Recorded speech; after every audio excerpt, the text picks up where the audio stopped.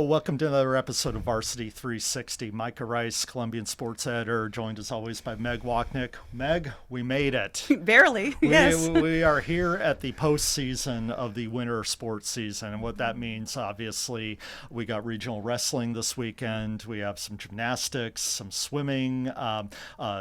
State bowling is just concluded. But what everybody likes to really dive into is high school basketball. And right now we are at the district round, or in the case of the 4A and the 3A, the bi-district tournament. Mm-hmm. This is where teams, we find out who has the medal and the moxie to make it through to the regional round of the state tournament.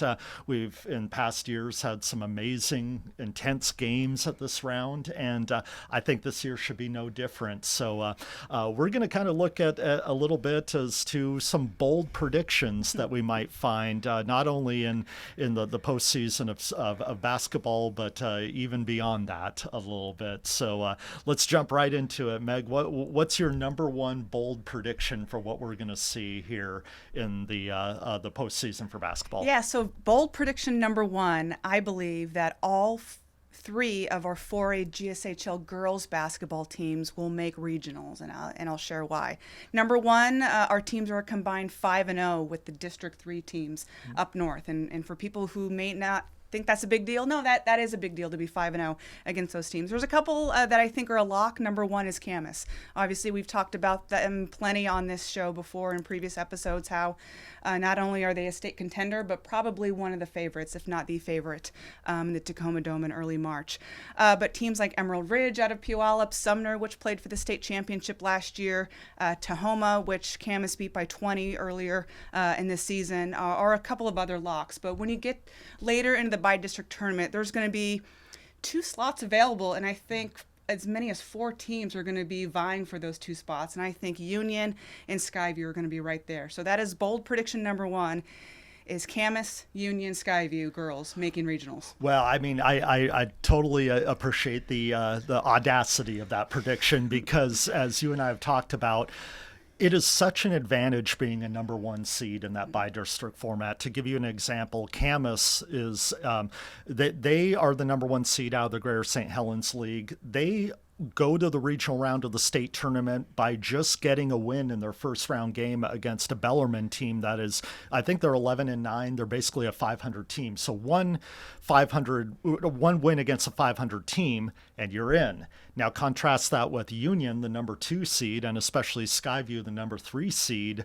There's no margin for error. I think it's 2 loser-out games that both of them will have to win, yes, just to advance for an opportunity to make it to the regional round of the state tournament.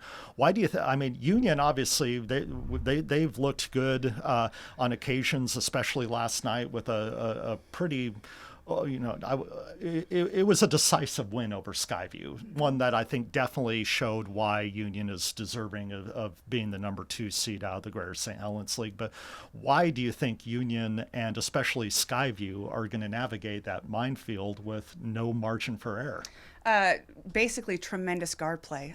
We see it from both teams. Obviously with Union, with that phenomenal freshman Brooklyn Haywood, who leads Southwest Washington in scoring. You got Ava Smith and Rowan Riley on the perimeter. And then you look at Skyview. It's a younger team, but Jordan Labrador-Hallett, oh my goodness, she is a fun player to watch. So again, I mean, the 2 seed essentially also gets a home game. So if you're Union, you got to take advantage of that home court. For the 3 seed for Skyview, it's all road games from here on out. But again, that's why we're calling them bold predictions. So, you think their style travels? I mean, so much. We will find out. Yeah, yes, yeah. I think so. I mean, there's tremendous defensive teams at Decatur, up north out of Federal Way, a tremendous defensive team, and we're going to find out once you get to the postseason. There's going to be a lot better teams, a lot better guard play. So we'll see kind of how our teams fare in the bi-districts up north. All right. For bold prediction number 2, we drop down to the 3A boys. And, it's a similar situation where being a number 1 seed has quite an advantage, but you think that the Southwest Washington District, and particularly Mountain View and Kelso, they're going to hang around a bit, aren't Yes, so bold prediction number 2, Mountain View and Kelso played in a tiebreaker game Monday, which we covered, and that was to decide the number 1 and number 2 seeds because they shared the league championship out of the 3A. But Bold prediction number 2, I think Kelso and Mountain View are going to meet again, this time on the losers bracket, but in a winner to regional game. We talked about the toughness of the bye district. The number 1 seed, you have an easier path to the regionals, but the opponent is much tougher. Now, Mountain View opens with a Gig Harbor team who's been in the top 5 in RPI all year. They've got 3 players averaging double figures, including 2 averaging better than 17 points a game. They got a significant size advantage over Mountain View, and it's just a very daunting task.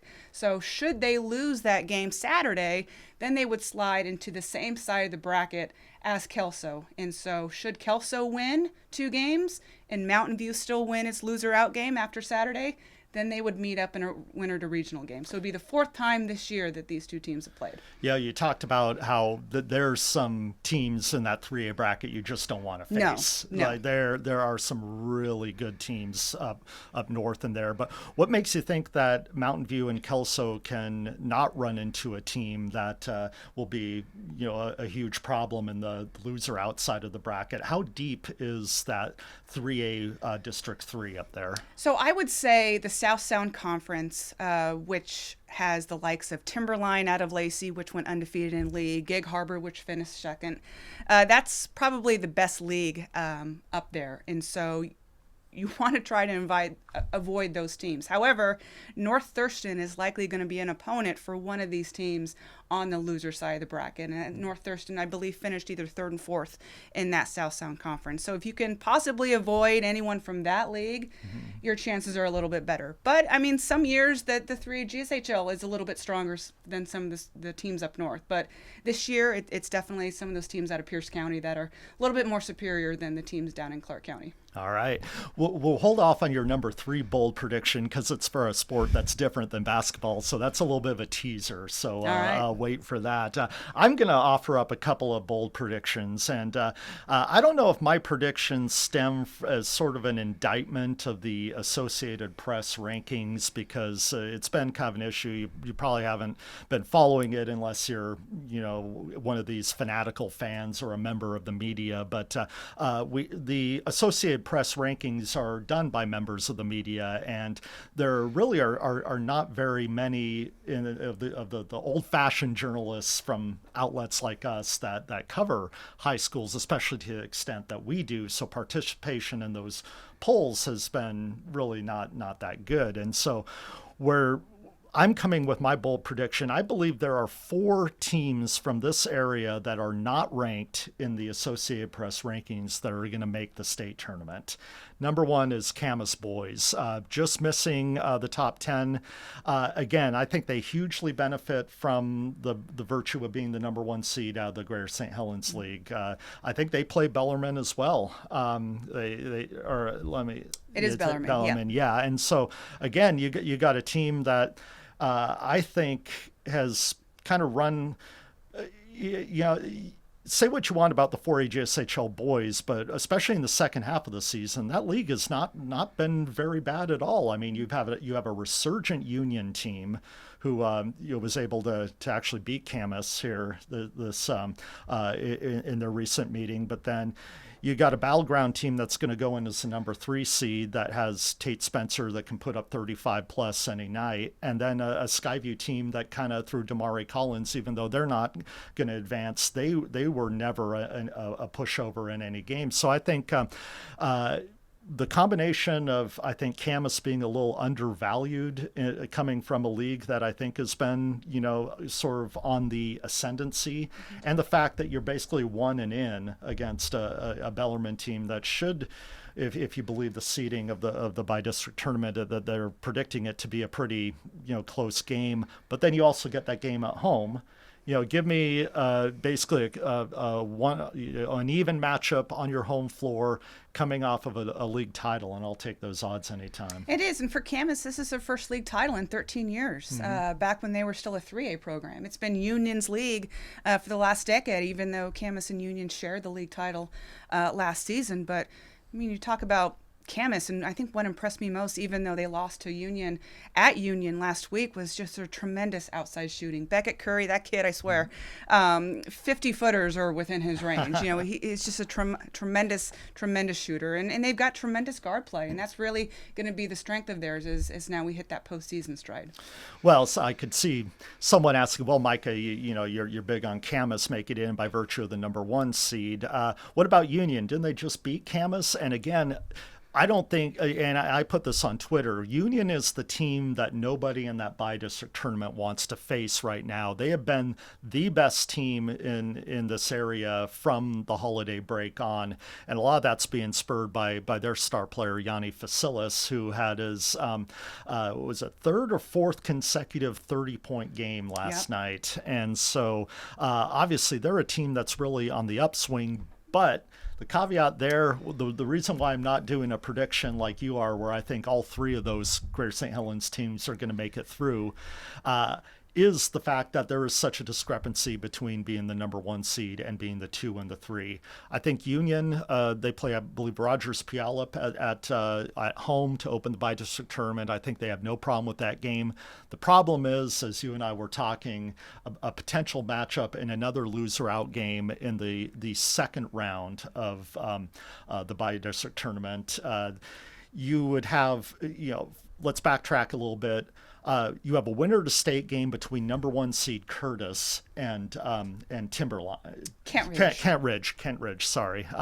Kent Ridge, who both of those teams, you can make an argument, are top 5, top 6 in state. And so assuming the number 1 seed Curtis wins, that would put Union versus a very tough Kent Ridge team in a loser-out situation. And as much as you believe in your team and how well you're playing, that's going to be a tough matchup. Not putting anything past Union, especially with the way they've been playing, but it's going to be a tough road. Tough. I mean, heck, that's brutal, in my opinion. That is just a brutal matchup. Again, that's the downfall of being that number 2 seed, not being a league champion. And for the last decade, Union has been that league champion and had the number 1 seed. So it has avoided the situation and not been in a situation now where you have to win 3 games to make it to the regionals.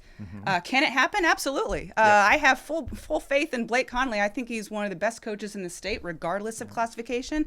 And if any team can do it, Union can. Well, and especially with their self-belief that they've got. And it goes again to the fact that that's a team that's consistently gotten better as the season has gone on, especially, they haven't lost since the holiday break. And so obviously you wouldn't put that past anything. But another thing, it's interesting to look at Battleground's spot. They're coming in as the number 3, and obviously will have to go on the road their whole time. But when you have a player that can score like Tate Spencer, it just takes him getting hot, and all possibilities are on the table. I think what I like most about Battleground is they do such a great job of creating opportunities and creating shots for Spencer, whether it's something as just kind of a pick and roll or setting some amazing screens to make sure that he gets the ball. Now, I know Battleground coming in hasn't been as hot as they were earlier in the season, but again, once you reach that postseason stage, anything can happen at this point. Right. I mean, this is a team that beat Union earlier in the year, back when, before the holidays, when Union was still kind of trying to figure things out. But that's evidence of the potential on that team. And I think what I've noticed also in Battleground recently is they've been involving more players on the scoring side of the ball. You would expect, I think they put up 90 points against Kelso in an overtime game. And it's, Tate Spencer must add 50. No, he put up his normal 35, 30, 32 or whatever, but it was other kids kind of getting into the mix. And so if you give Tate that supporting cast, I think Battleground on any given night could pull an upset. And that includes Trey Spencer, brother. Yes, absolutely. Well, we talked about the 4A boys, the 4A girls, the 3A boys, 3A girls. We can get to if we want later. But from the second team, I think that is currently unranked. That is going to make it to the regional round of the state tournament. You go the 2A girls, and that's Columbia River.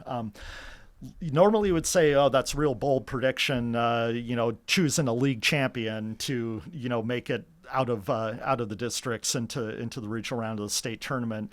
But you have to consider kind of the discrepancy between this year's Evergreen Conference and the 2A Greater St. Helens League. Mm-hmm. The Evergreen Conference, especially at the top, is pretty darn good.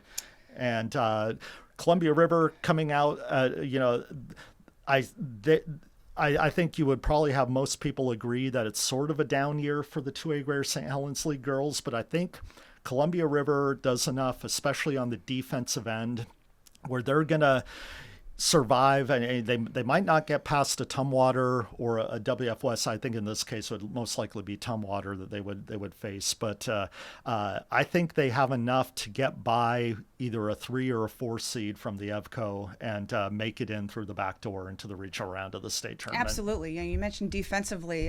In their 16 league games, they've only given up an average of 30.8 points per game. That's pretty impressive. And the thing about River is, true basketball players, they've got actually more volleyball and soccer players on their team, that maybe basketball is their secondary sport. Mm-hmm. But they're just the overall athleticism. That's what's led them to thrive, especially defensively. Emma Iniguez, their leading scorer, actually is averaging a double-double of 12.5 points and 10 rebounds a game. But she's the engine that makes them go offensively.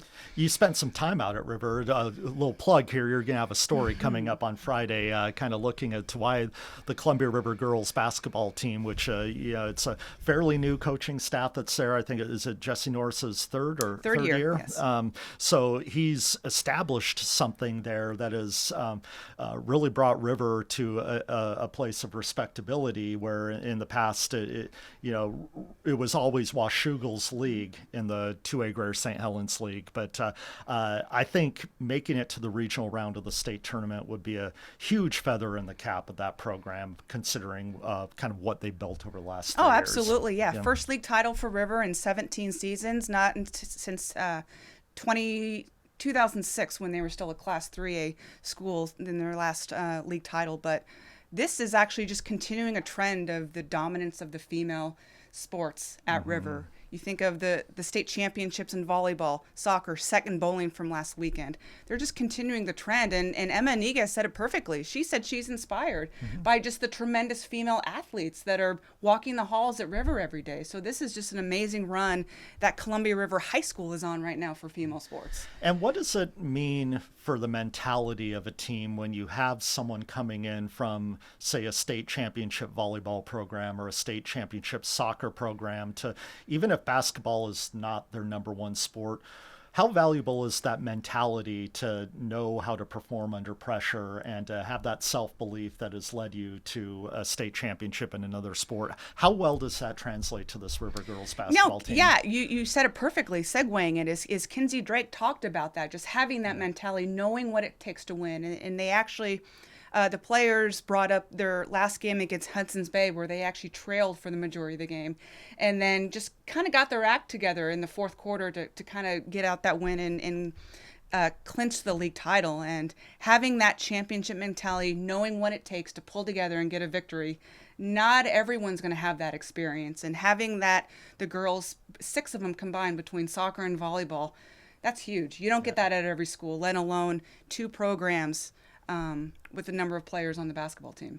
So for my last 2 bold predictions, unranked teams that are going to survive the gauntlet and get through to the regional round of the state tournament, we'll go to the small schools, Trico League, and I'm going 2 teams from the same school, both Kingsway. I think they make it, and the reason let's start with the boys. Kingsway, they always play their best in the postseason, Kingsway boys. I think a lot of that is a testament to the program that David Harmeling has established there. They have a track record of always kind of, deep state runs, going on the road in the regional round of the state tournament to make it to Yakima. They've done that numerous times.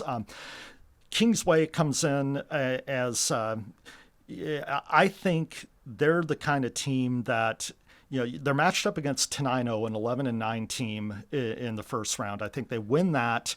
That puts them up against Hoquiam, which obviously, if they, give me a one and you're in stakes for Kingsway, and I think that's a pretty good bet. But even if they lose that, then you're coming in I just think with Giovanni Evanson, a guy that can score like that, that's a team that even if they stumble in the semifinals, they can survive, and that's the kind of basketball that I think they can get through a lot of ups and downs if they need to, and just the track record that Kingsway boys have had, I think makes me pretty bullish on them kind of surviving the gauntlet, even if it means going through the back door. Well, you talked about just their track record. I mean, even getting to Yakima, should they win regionals, should they even get to regionals, but assuming that they win their regional game, that would be 8 consecutive trips to the Yakima Valley Sundome. I mean, if there's one thing that's certain, it's David Harmeling leading Kingsway boys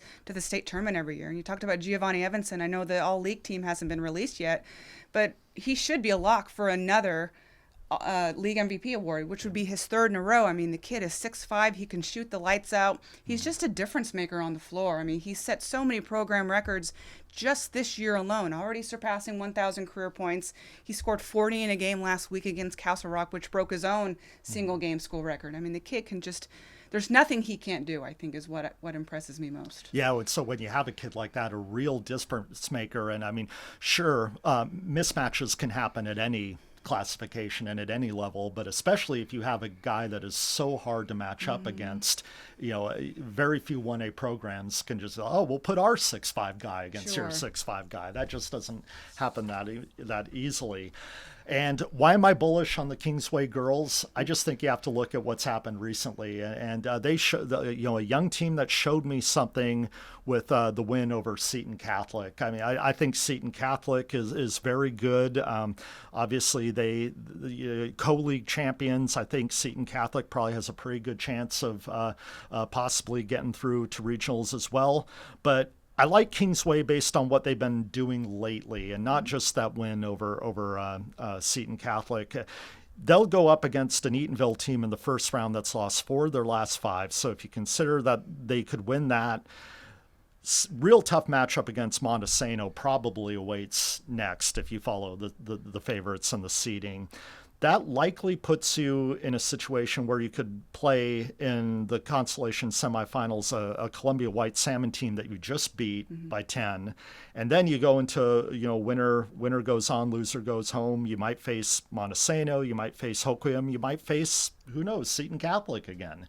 And being that you have the confidence of just having beaten that team, that could, I wouldn't be surprised at all if those two teams clash again. And I think, again, it could be a very competitive coin flip type of game. And that was a 1-possession game, a victory at Seton Catholic. I mean, coming into the season, I figured with the talent and the new players coming into Seton, it would just be kind of a rollover for them on their way to the Tri-Co League title. But every time I look at the stats for Kingsway Christian, I go immediately to, how did Bridget Quinn do? Yes. And just nothing surprises me anymore when it comes to what she can do. And she's still young. She's an underclassman, but definitely paving the way for this team. Well, and to make the shot that she did, it was, it's one thing to make a game winner. It's another thing to make a contested, tough game winner. And so that kind of showed some moxie there. It did. So, yeah, that's why I'm bullish on both the Knights programs, boys and girls, just kind of the track record of the boys team and then kind of the ascendancy of the girls team. But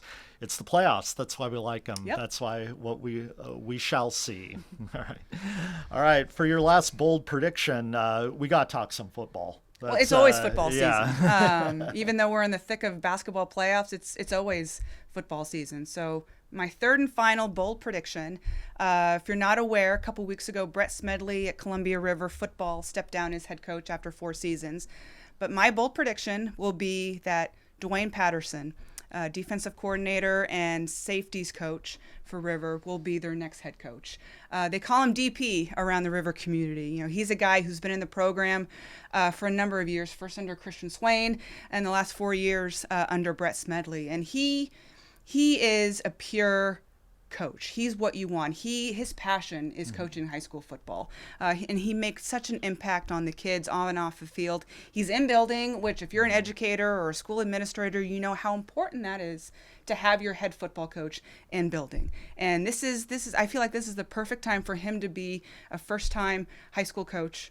head coach. So that is my bold prediction number 3, is the man they call DP to be Rivers' next head football coach. Yeah, I buy that prediction. I think if you're around local high school football for as long as you and I have been, you kind of hear whispers, and DP is always one of those names that whenever a head coaching vacancy comes up, you think that guy, is this the time that he takes that step and moves up to the head coaching ranks? And I think some people, to be honest, have been surprised he hasn't to this point. Do you think it's that his love for the River community and waiting for that perfect right situation, is that's the reason? It has to be the perfect situation. And let us preface this that we don't know if he's applied. I haven't asked him yet. The position was officially posted last week, and so it's still going to be a couple weeks before we finally hear anything. But again, this feels like the perfect opportunity for DP to step in. If you're not familiar with him, he's a California native who played safety at Washington State. He's been around the community at River long enough to finally have him make that next step if he wants it. Right.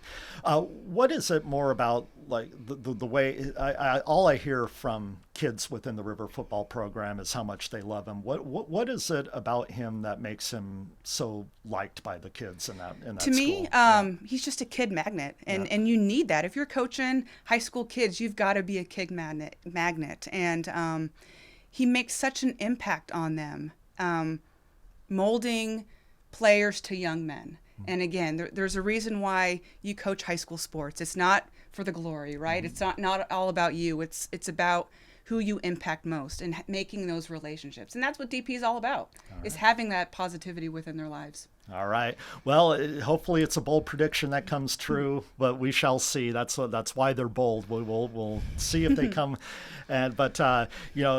Enjoy the ride. We got, it starts this week with some of the district first round games. Busy weekend, not only, in basketball, but other sports.